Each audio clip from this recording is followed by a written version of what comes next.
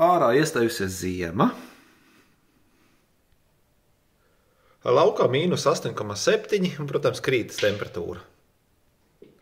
Ventilators ir ieslēgts.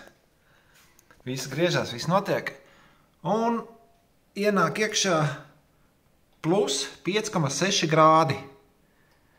Laukā ir mīnus 8, 9 grādi un rekā uzsilst. Istabā ienāk bez nekādiem rekuperatoriem šajā gadījumā ienāk 5,6 grādi. 5,6, 5,7 kaut kā tā. Jā, pa šitiem galiem nāk ārā svaigs gaiss. Jā, es domāju, nav slikti zemes kolektoram. Man te viens gribēja pajautāja vasarā, kā tev darbojās.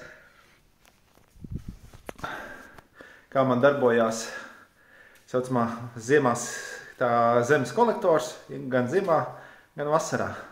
Nu, vasaras sākumā līdz pusvasarai bija diezgan labi. Pēc tam jau zem bija uzsilusi uz 24 grādiem, tā vairs nebija jēgas.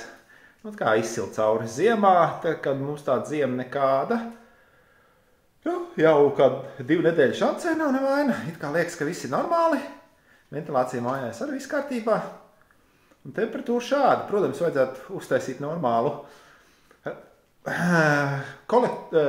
rekuperatoru.